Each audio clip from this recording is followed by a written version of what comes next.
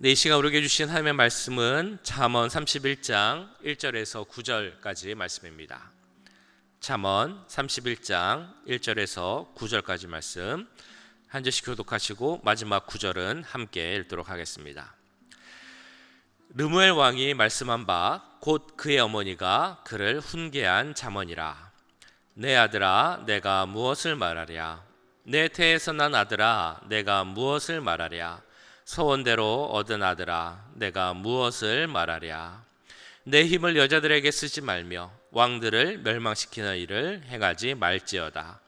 르무엘아, 포도주를 마시는 것이 왕들에게 마땅하지 않고 왕들에게 마땅하지 아니하며 독주를 찾는 것이 주권자들에게 마땅하지 않도다.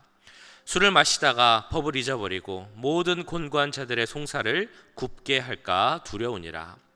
독주는 죽게 된 자에게, 포도주는 마음에 근심하는 자에게 줄지어다. 그는 마시고 자기의 빈궁한 것을 잊어버리겠고 다시 자기의 고통을 기억하지 아니하리라.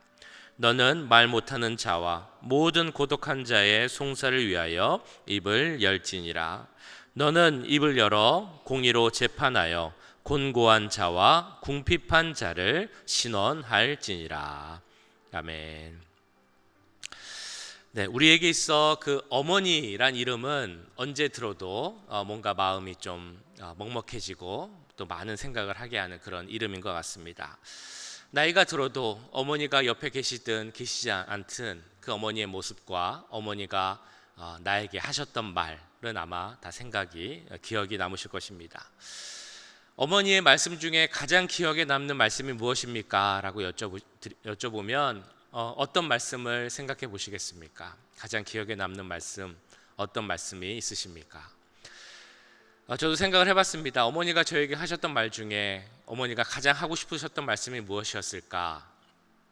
제가 예전에 설교 중에 한번 말씀드렸던 것처럼 저는 이제 저희 할아버지의 소원 기도를 통해 태어났고 또 그래서 어렸을 때부터 목사가 되어야 된다라는 말을 많이 들었습니다. 저희 부모님도 그런 말씀을 계속 하셨는데 특히 어머니가 강조해서 말씀했습니다. 너는 목사가 될 사람이다. 그러면서 꼭 하셨던 말씀이 너는 네가 나실인임을 꼭 기억해라 라는 말씀이었습니다. 나실인 잘 아시죠? 신명기에 나오는 그 나실인, 민수기에 나오는 말씀입니다. 나실인이라는 이름의 뜻이 거룩하게 되다 혹은 분리되다라는 의미가 있는 단어입니다. 그래서 보통의 사람보다 더 자신을 서원하거나 헌신하기로 드리는 사람을 나실인이라고 합니다. 그런 삶을 살아야 한다라고 계속 말씀을 들어서 그런지 저는 어머니의 말씀 중에 기억나는 것 이렇게 이야기하면 너는 나실인처럼 살아야 한다라는 그 말이 가장 기억이 납니다. 물론 그 말처럼 제가 마냥 거룩하게만 살지는 않았습니다. 그러나 그래도 마음 한편에 내가 주 안에서 주님께 부름받은 자구나. 그래도 그렇게 어떻게 하면 그렇게 살 수 있을까라는 생각을 했던 기억이 납니다. 우리가 오늘 읽으셨던 31장, 잠언 31장은 몇 가지의 특징이 있습니다. 하나는 이 가르침을 받는 지혜의 말을 듣는 대상이 조금 다르다라는 것을 우리가 알 수 있습니다. 그 앞부분까지는 조금은 젊은 청년들에게 해주는 그런 지혜의 말이었다면 오늘 31장은 조금 더 나이 있는 사람에게 해주는 그걸 대상으로 하는 그런 말씀입니다. 또 하나의 특징이 있다면 그 앞에는 아버지가 자녀에게, 아버지가 아들에게 주는 말씀의 어떤 내용들이었다면 오늘 말씀은 보셨던 것처럼 어머니가 왕인 아들에게 주는 그런 훈계의 말씀입니다. 1절에 이렇게 나오죠. 르무엘 왕이 말씀한 바 곧 그의 어머니가 그를 훈계한 잠언이라. 어머니가 자녀에게 준 말씀. 그래서 내용도 조금은 앞과는 다른 형식을 가지고 있습니다. 그래서 1절 말씀을 보시면 그러면 과연 르무엘 왕은 누구인가라는 생각을 해보게 됩니다. 르무엘이라는 이름의 뜻은 하나님께 속한 자라는 뜻을 갖고 있는 이름입니다. 그래서 이 학자들은 이 르무엘 왕이라는 사람이 누구일까를 생각해 봤을 때 솔로몬, 왕으로 보기도 하고 히스기야 왕으로 보기도 하고 혹은 이름 모를 어떤 경건한 왕이라고 보기도 합니다. 근데 대부분은 이제 솔로몬 왕이 바로 이 르무엘이었을 것이다 라고 이야기를 합니다. 그럼 우리는 또 생각을 해보게 되죠. 왜 솔로몬 아닌 또 다른 이름을 갖고 있었을까라는 생각을 해보게 됩니다. 근데 말씀을 잘 이렇게 기억을 해보면 솔로몬에게 또 다른 이름이 있었음을 우리는 알고 있습니다. 혹시 기억나시나요? 솔로몬이 갖고 있었던 또 다른 이름? 바로 여디디야라는 이름입니다. 그리고 그 이름을 우리가 들으면 이 솔로몬의 어머니를 생각하게 됩니다. 솔로몬의 어머니가 누구였는지 기억나십니까? 바로 밧세바였죠. 밧세바의 그 삶을 한번 생각해 보면 좋겠습니다. 그 밧세바가 그 아들인 솔로몬을 봤을 때 어떤 생각이 들었을까요? 솔로몬을 보면 아마 그의 삶의 그 많은 그 모습들이, 그 장면들이 이렇게 생각나고 스쳐 지나가지 않았을까 생각이 됩니다. 결혼한 여인으로서 다윗 왕과 간음을 했던 자신의 모습, 그 다윗과의 관계 속에서 태어난 아이, 자신의 죄를 숨기려 다윗이 자신의 남편을 죽였던 그 사건들, 그리고 임신한 그 첫 번째 아이가 죽게 된 일들, 그 모든 것들이 다 기억이 나겠죠. 비록 원하지 않았던 임신이었을진 몰라도 그 뱃속에 있던 아이가 태어나서 죽게 된 것을 본 어머니의 마음이 얼마나 참담했을까 우리는 생각해 볼 수 있습니다. 이루 말할 수 없는 고통의 과정 가운데 그는 왕비가 되었고 또 그 왕의 어머니가 되었지만 그 삶이 항상 행복하지만은 않았을 것이다 라는 것을 우리는 어렵지 않게 생각해 볼 수 있습니다. 그런데 그런 밧세바의 어려운 삶을 지탱해 주었던 요소 중에 하나라면 바로 그 밧세바가 가졌던 두 번째 아들에게 주어진 여디디야라는 이름이었을 것입니다. 이 여디디야라는 것은 여호와께 사랑을 입었다라는 뜻을 갖고 있습니다. 나단 선지자가 뱃속에 있는 자기의 둘째 아이에게 여디디야라는 이름을 주었을 때, 하나님이 이 아이를 사랑합니다라는 이름을 주었을 때 그 밧세바의 마음이 어떠했을까 우리는 생각해 볼 수 있겠죠.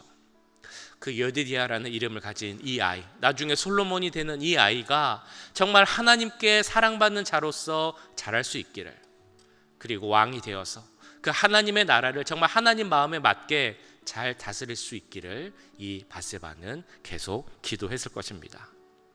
그런 마음으로 이 솔로몬 혹은 르무엘 혹은 그 여디디야 혹은 그 어렸을 때 불렸던 이름이었을 것이다 라고 추정되는 그 르무엘이라는 이름을 부르면서 간곡히 고면하는 말씀이 바로 오늘 31장 말씀입니다. 그 아들을 부르며 2절에서 이렇게 말하죠. 내 아들아 내가 무엇을 말하랴? 내 태에서 난 아들아 내가 무엇을 말하랴? 서원대로 얻은 아들아 내가 무엇을 말하랴? 이 지금 보신 것처럼 세 번이나 그 아들을 간절히 부르고 있습니다.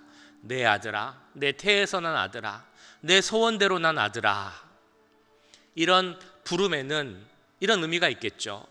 내가 서원하여 난 아들아, 르무엘아, 너는 하나님의 예비하심으로 난 아들이고 하나님께 순종할 자로 이미 드려졌다라는 것을 보여주고 있는 것입니다. 그렇기에 이 나의 가르침을 따라서 하나님께 드려진 자로서 지혜롭고 올바른 삶을 살기를 간절히 바라는 그 마음을 이런 간절한 부름을 통해 보여주고 있는 것입니다. 그리고 똑같은 말을 또 3번 반복하죠. 내가 무엇을 말하랴? 내가 무엇을 말하랴? 내가 무엇을 말하랴? 이건 어떤 의미일까요? 왜 3번이나 반복을 할까요? 할 말이 없어서 하는 것일까요? 아니면 할 말이 너무 많아서 이렇게 3번이나 반복을 하는 것일까요?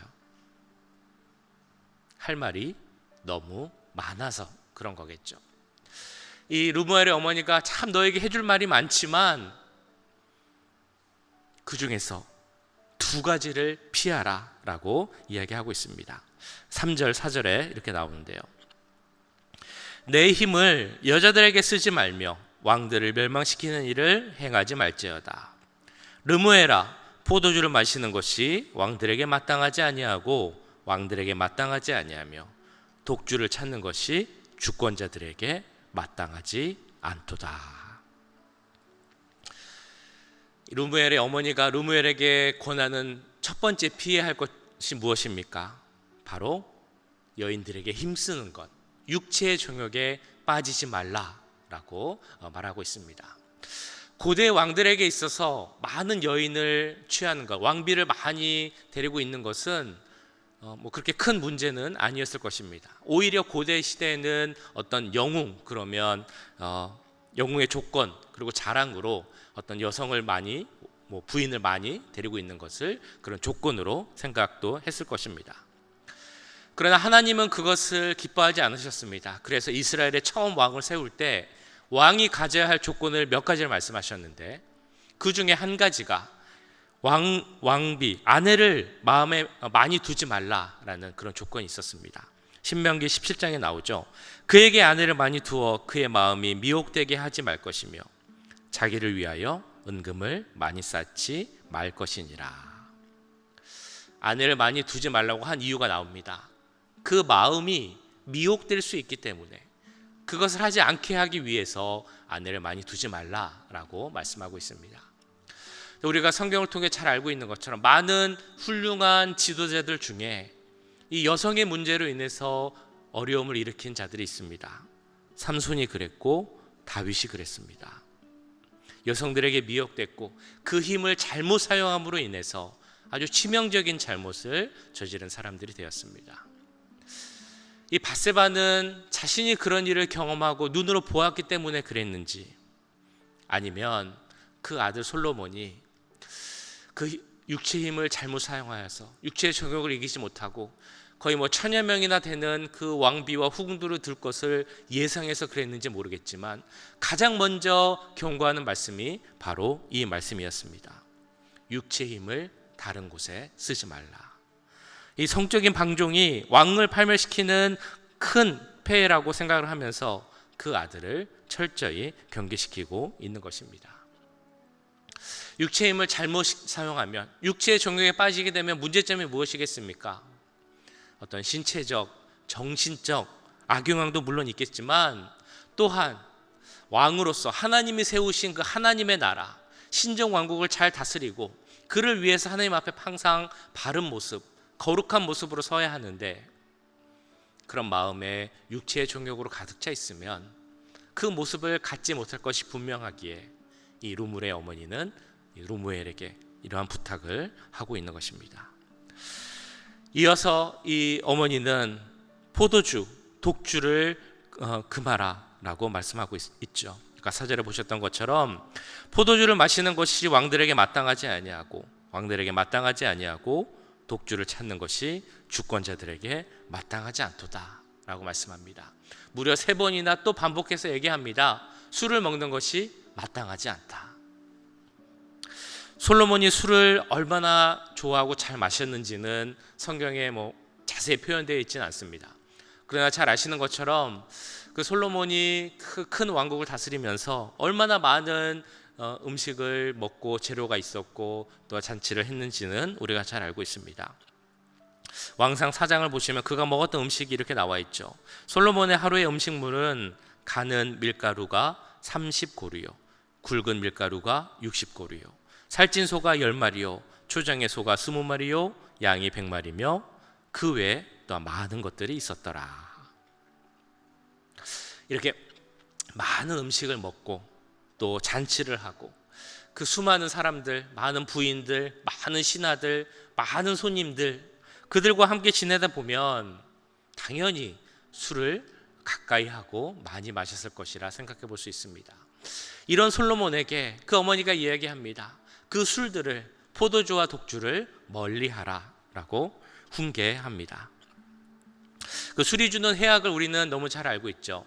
그 앞에 23장을 보시면 생생하게 술이 주는 해악에 대해서 이렇게 말씀하고 있습니다.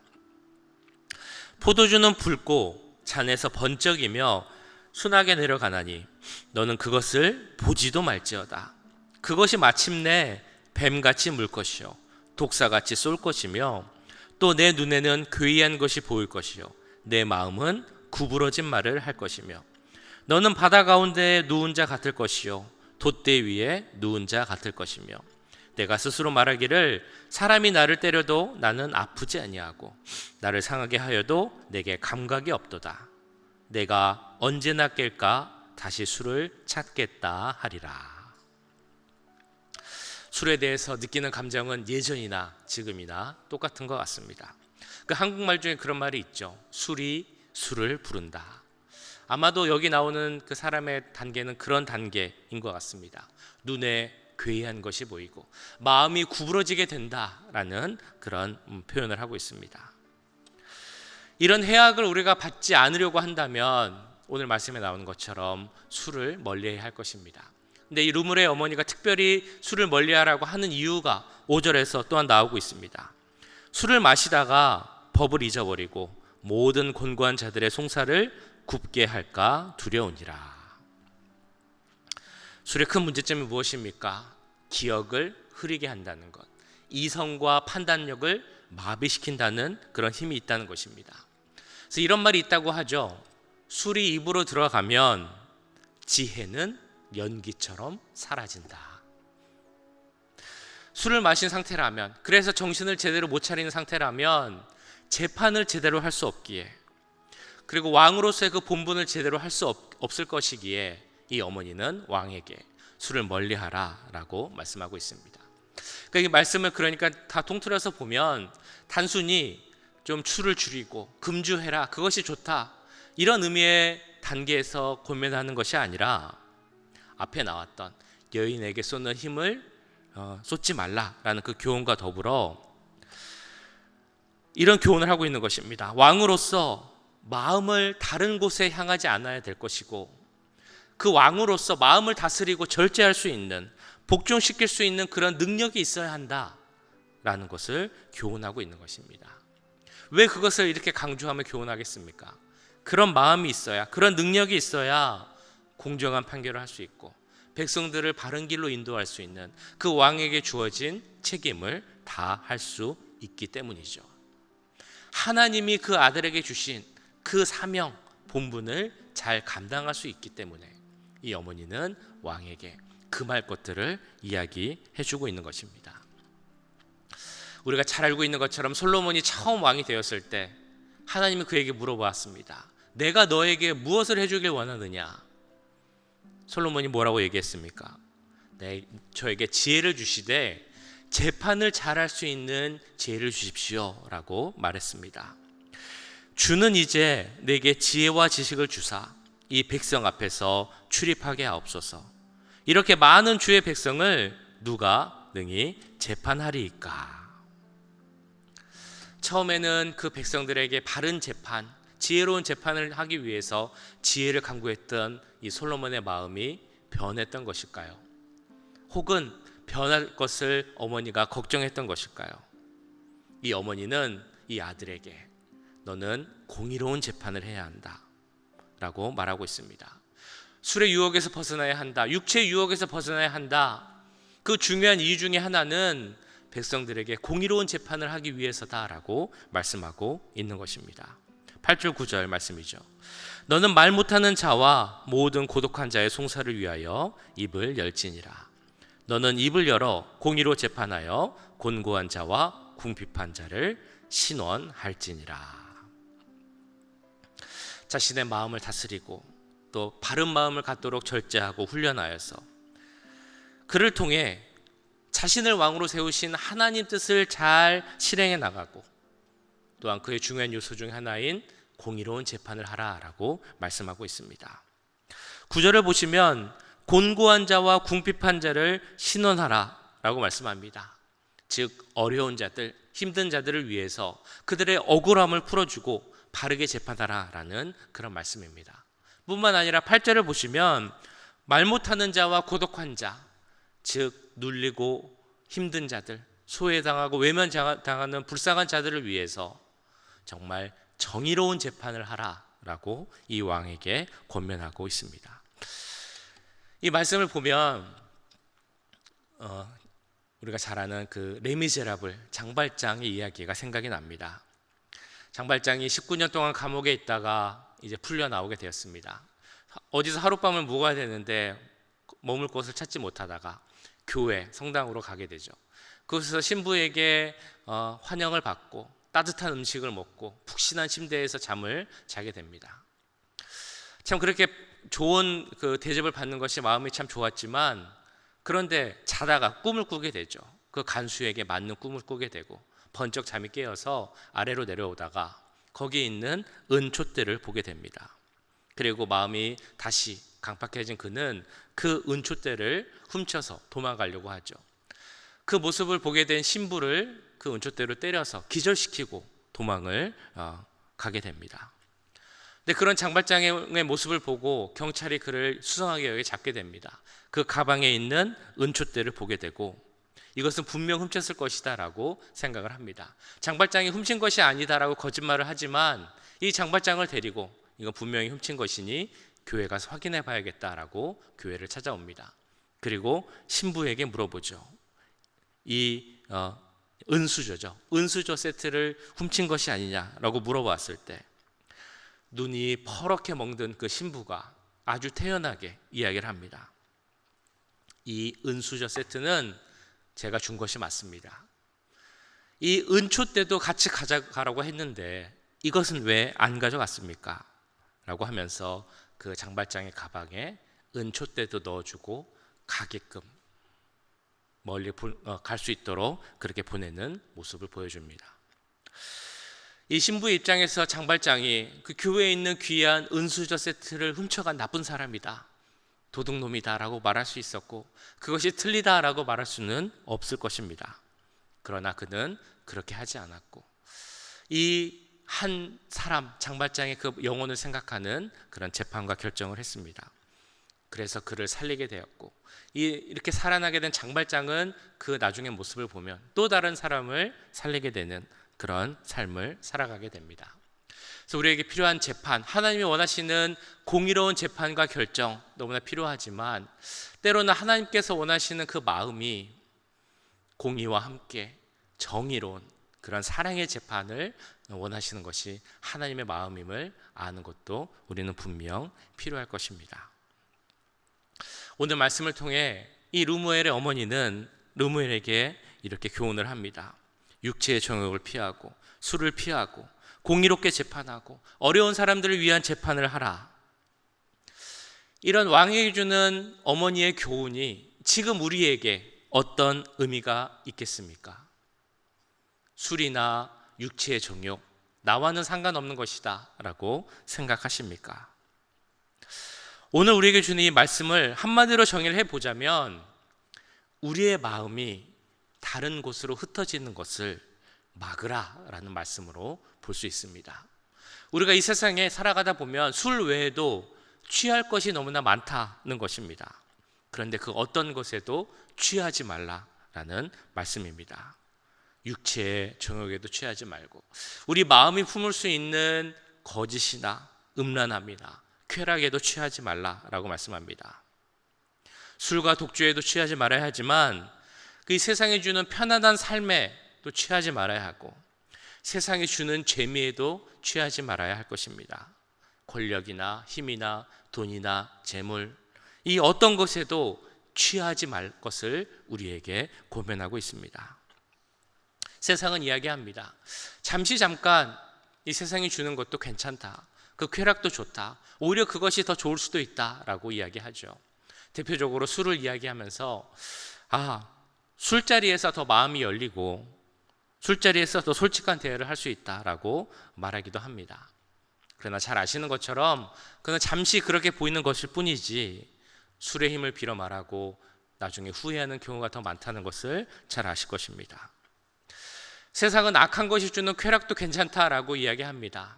그래서 흔히 하는 말에 훔친 사과가 더 맛있다라는 말도 있고요. 도둑질한 물이 더 달고 몰래 먹는 떡이 더 맛있다, 뭐 이런 이야기도 있습니다. 그러나 우리는 그런 것에 마음이 향하지 않도록, 우리의 마음이 흩어지지 않도록 주의하고 신경을 더 써야 하는 것이죠. 참 신기하게도 이렇게 우리를 보면 악한 것은 악한 것끼리 모이는 그런 습성이 있다는 것을 알게 됩니다. 술이 있는 곳에 담배가 있고, 그곳에 음란함이 있고, 그곳에 방탕함이 있고, 서로 비방하고 욕설하는 것이 있고, 그런 곳에 마약이 있고, 거기에 폭력이 있고, 또한 거기에 거짓말이 있고, 또한 욕심과 이기심이 있다는 것을 우리는 잘 압니다. 이런 것들이 바로 우리의 마음을 흩어지게 하고 하나님께로 향하는 것을 막는 것들입니다. 그렇기에 우리는 마음이 흩어지고 마음이 분산되는 것을 경계해야 합니다. 절제하고 훈련해야 하죠. 우리 마음의 중심을 잡아야 합니다. 그 마음이 다른 어떤 곳이 아닌 하나님께로만 향할 수 있도록 우리는 노력해야 할 것입니다. 그리고 그 마음의 훈련을 통해 우리의 삶이 실질적으로 하나님의 그 뜻을 실천할 수 있는, 행할 수 있는 그런 삶을 살도록 노력해야 할 것입니다. 오늘 말씀은 르무엘의 어머니가 그 아들인 르무엘에게 주신 말씀이지만 또한 우리 모두에게 필요한 지혜의 말씀입니다. 우리의 마음을 흐트러뜨리는 것 무엇이 있겠습니까? 아마 다 사람마다 나의 마음을 특별히 힘들게 하는 그 무엇인가가 한 가지는 다 있을 것입니다. 근데 하나님은 지금 우리에게 이렇게 말씀하십니다. 우리의 마음이 하나님이 아닌 다른 곳으로 향하는 것은 마땅하지 않다. 마땅하지 않다. 마땅하지 않다. 이렇게 말씀하고 있습니다. 그 말씀을 잘 기억하는 우리들이 되기를 간절히 소원합니다.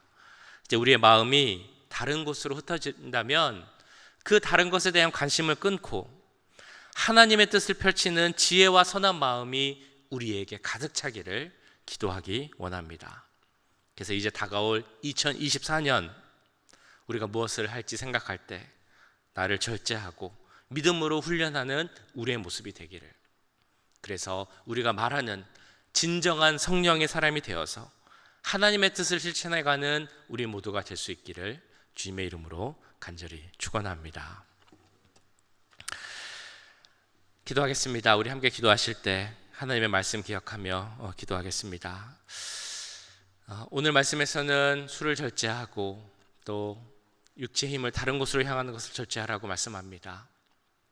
근데 그 말씀을 우리가 받을 때 우리의 마음이 다른 곳으로 향하고 다른 곳에 힘쓰는 것을 절제하고 내 마음이 하나님께로만 향할 수 있기를 하는 그 말씀으로 받기를 원합니다.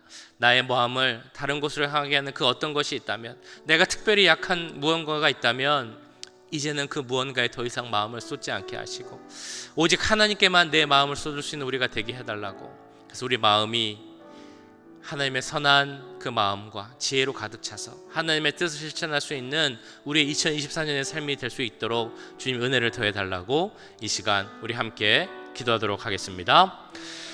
사랑의 주님, 오늘 말씀을 기억하며 기도합니다. 주님, 우리의 마음이 다른 곳으로 향하지 않게 원합니다. 우리의 마음이 분산되지 않게 원합니다. 우리의 마음이 흩어지지 않게 원합니다.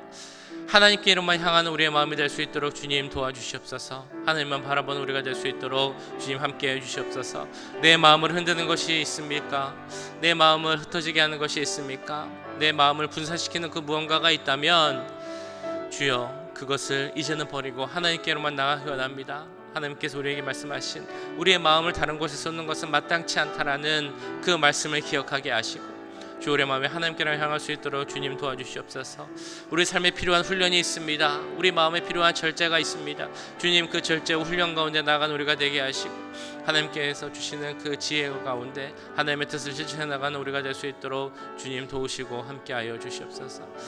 아버지, 우리에게 지혜가 부족합니다. 우리에게 능력이 부족합니다. 하나님 함께해 주시고 그 지혜와 능력 가운데 바로 서는 우리가 될 수 있도록 주 2024년에는 하나님만 바라보며 하나님께로 마음을 쏟고 하나님의 뜻을 실천해 나가는 우리가 될 수 있도록 주님 도우시고 함께하여 주시옵소서. 아버지 도우시고 함께해 주시옵소서. 하나님 도와주시옵소서. 하나님 뵐 수 있도록 주님 도우시옵소서.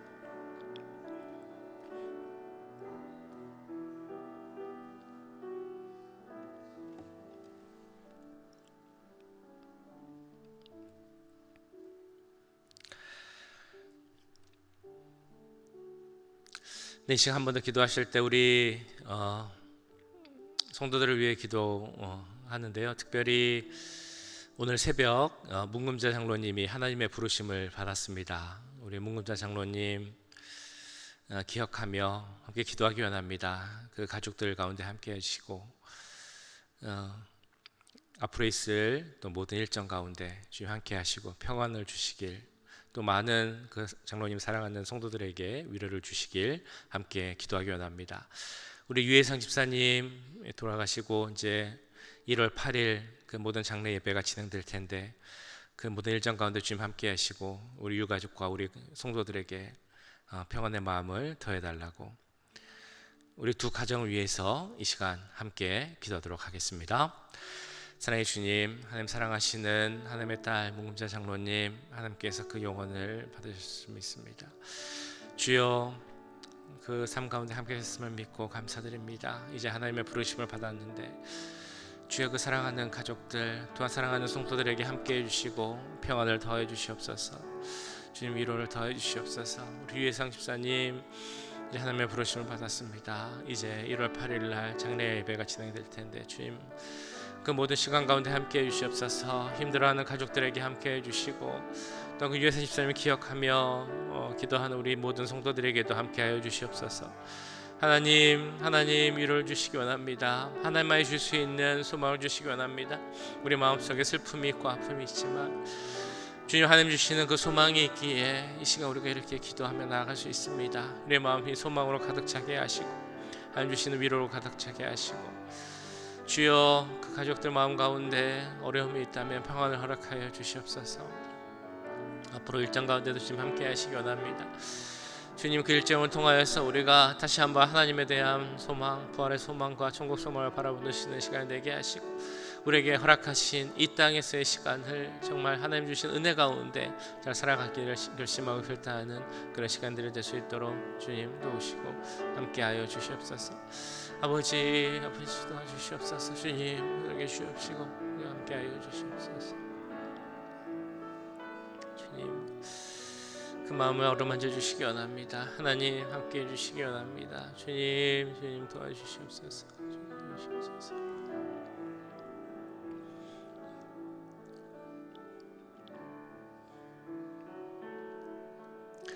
네, 이어서 우리 환우들 위해서 계속 기도하겠습니다.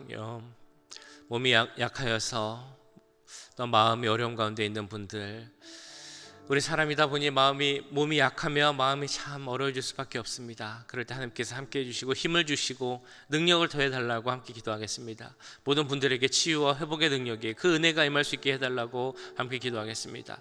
양로병원에 있는 분들 외롭지 않게 하시고 이 연말에 하나님 주시는 더 큰 위로가 있기를 함께 기도하겠습니다. 마음이 어려운 분들, 믿음 가운데 어려움을 겪고 있는 분들 주님께서 함께 해주시고 하나님 주시는 그 힘과 위로를 더해달라고 이 시간 모든 환우들 위해서, 어려운 분들 위해서, 외로운 분들 위해서 함께 기도하도록 하겠습니다. 사랑의 주님, 우리 환우들 위해서 기도합니다. 교회 오고 싶어도 많이 오지 못하는 분들이 있습니다. 나이가 들어서 몸이 연약해진 분들이 있습니다. 몸이 연약해지다 보니 마음이 연약해진 분들이 있습니다. 주님, 한 분 한 분 기억하여 주시옵소서. 주님, 찾아가 주시고 손으로 만져 주시옵소서. 주님, 회복을 허락하여 주시옵소서. 치유를 허락하여 주시옵소서. 그 모든 것들이 나올 수 있도록 주님 도와주시옵소서. 하나님, 교회 오고 싶어도 오지 못하는 분들이 있습니다. 교회 오는 것이 기쁨이고 정말 교회 일주일에 한 번 오는 것이 정말 감사한 일인데 몸이 연약함으로 인해서 교회 오지 못하는 분들이 계시다면 주여 강건함을 허락하여 주시옵소서. 교회 올 수 있는 힘을 허락하여 주시옵소서. 함께 예배드릴 수 있는 그 은혜를 주님 허락하여 주시옵소서. 예배드리는 것이 그 마음의 소원인 분들의 기도를 들어주시고 응답하여 주시어서 온전한 회복 가운데 주님 이 자리에 모일 수 있도록 진정한 마음으로 예배드릴 수 있도록 예배의 그 모습을 통해서 하나님의 영광 받으실 수 있도록 주님 일하여 주시고 함께하여 주시옵소서. 하나님, 그들을 긍휼히 여겨주시기 원합니다. 긍휼히 여겨주시고 함께하여 주시옵소서. 마음이 연약한 분들이 있습니다. 불안과 우울과 초조와 여러 가지 걱정 가운데 있는 분들이 있다면 하나님 그 가운데 기쁨과 감사함이 넘칠 수 있도록 주님 도와주시옵소서. 믿음으로 넘어지는 분들이 있습니까? 영적으로 어려운 분들이 있습니까? 주님, 그분들 기억하여 주시고 하나님 주신 믿음 가운데 새롭게 일어날 수 있도록 하나님 주시는 힘으로 날마다 날개에서 올라갈 수 있는 힘을 주시고 그 안에 있는 성령 능력의 능력으로 설 수 있도록 주님 도와주시옵소서. 아버지, 함께하여 주시옵소서. 외로운 분들이 있습니다. 주님, 연말연과 새해를 맞이하는 때 또 외롭지 않게 하시고 하나님 주시는 그 동행함으로 하나님 바라보며 기쁨 가운데 나갈 수 있도록 주님 함께하여 주시옵소서.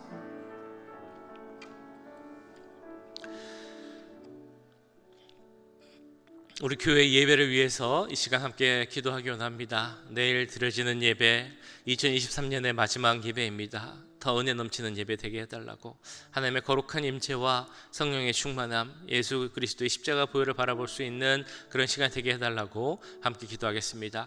우리 찬양팀과 성가대, 또 우리 기도하시는 집사님, 헌금송 하시는 중창단 기억하여 주시고, 모든 예배 부분들이, 시간들이 정말 자연스럽게 은혜 가운데 진행될 수 있게 해달라고 기도하기 원합니다. 또한 다음 주에 있을 신년 예배, 그리고 모든 신년 특별 예배 가운데 주님 함께 해주시고 은혜를 더해달라고 이 시간 우리 모든 예배를 위해서 함께 기도하도록 하겠습니다.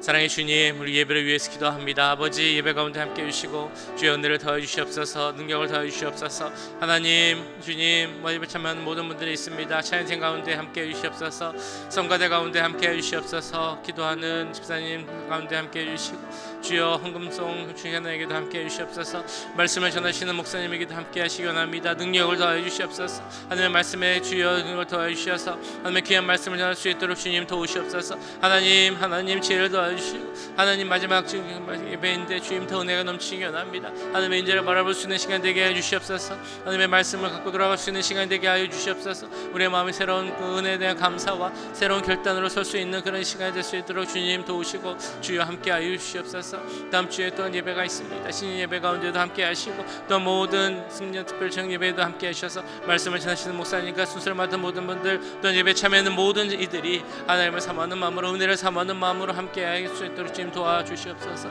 하나님, 우리가 진정한 예배자가 되길 기도합니다. 하나님, 한 번도 그냥 돌아가지 않게 하시고 우리의 마음을 정말 하나님의 말씀으로 가득 채울 수 있도록 도와주시옵소서. 성령 충만함으로 채울 수 있도록 주님 도와주시옵소서. 하나님의 자녀로, 하나님의 믿음으로 하나님 앞에 바로 서기로 우리가 결단으로 설 수 있는 우리가 될 수 있도록 주님 도우시옵소서. 하나님 도우시옵소서. 주님 도와주시고 함께하여 주시옵소서.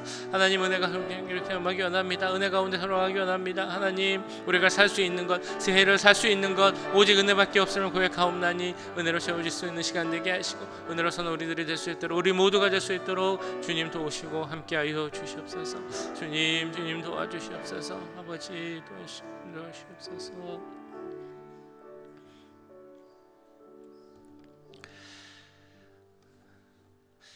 사랑의 주님, 이 시간 오늘 잠언 말씀을 통하여서 우리의 마음이 다른 곳으로 향하지 않고 분산되지 않고 하나님께로만 향하기를 기도하였습니다. 우리 스스로를 절제하고 훈련시킨 우리들이 되게 하시고 우리의 마음이 하나님께로만 향하여서 그 귀하신 하나님의 뜻을 매일의 삶 가운데 실천해 나갈 수 있는 그런 믿음의 자녀들 될 수 있도록 주님 함께하여 주시옵소서. 이제 다가올 2024년에 주님 함께해 주시고 우리의 믿음이 더 성장하게 하시고 우리의 삶의 모습이 하나님을 더 드러내고 증거하는 그러한 삶의 모습들 될 수 있도록 주님 역사하여 주시옵소서. 특별히 이제 새해 신년 예배와 또한 신년 특별 저녁 예배를 드립니다. 그 시간 가운데 함께 하시고 참여하는 모두가 하나님의 말씀을 듣고 다시 한번 깨닫고 변하는 시간이 되기 원합니다. 믿음 가운데 서는 시간이 되게 하시고 믿음 가운데 결단하는 그런 시간, 은혜가 정말 충만한 시간 될 수 있도록 주님 도우시고 함께하여 주시옵소서. 특별히 이 시간 우리 문금자 장로님과 유혜성 집사님 위해서 기도합니다. 하나님이 정하신 때 하나님의 부르심을 받았는데 주여 그 삶 가운데 함께 하셨던 것처럼 그 지금도 주님과 함께 하시고 은혜를 더하실 줄 믿사오니 주여 그 모든 분들에게 함께 해주시고 가족들에게도 하나님 주시는 위로와 또한 소망이 넘칠 수 있도록 은혜 내려 주시옵소서. 주님, 내일 있을 주일 예배를 위해서 기도합니다. 내일 예배 가운데 함께 해주시고 예배 참여하는 모든 분들이 한 분도 그냥 돌아가지 않을 수 있도록 주님 도와주시옵소서.